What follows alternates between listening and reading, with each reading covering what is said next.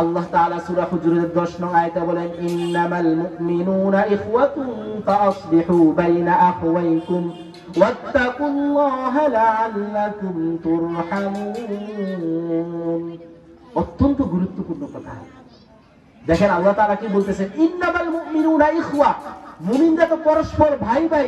ফাসলিহু বাইনা আখওয়াইকুম, মুমিনের গুণাবলী তো এমন হবে যে কোন মুমিন দুইজন ব্যক্তি যখন ঝগড়া বিবাদ করবে, যখন দুইজন মুমিনের মাঝে যখন মনোমালিন্য হবে, তখন আপনি যদি একজন খাঁটি মুমিন হয়ে থাকেন তাহলে আপনি তাদের মাঝে সমঝোতা করে দিবেন, তাদের মধ্যে মিলিয়ে দিবেন। কিন্তু আজকে দেখেন, আজকে এই গুণাবলী আমাদের মধ্যে আছে। উল্টা দুইজনের মধ্যে কিভাবে ভেজাল লাগানো যায়, দুই ভাই খুব ভালো চলতেছে, দুই ভাইয়ের মধ্যে কিভাবে গিরিঙ্গি বাজ লাগানো যায়, দুই চাচা ভাতিজা ভালো চলতেছে, দুই চাচা ভাতিজার মধ্যে কিভাবে ঝগড়া লাগানো যায়, এগুলো আমরা করি। এগুলো আজকে আমাদের অহরহ আমাদের চোখের সামনে ঘটতেছে। আজকে কোন দুইজন ব্যক্তি যখন ঝগড়া লাগে তখন তাদেরকে ছুটানোর জন্য, তাদেরকে মীমাংসা করে দেওয়ার জন্য লোক পাওয়া যায় না।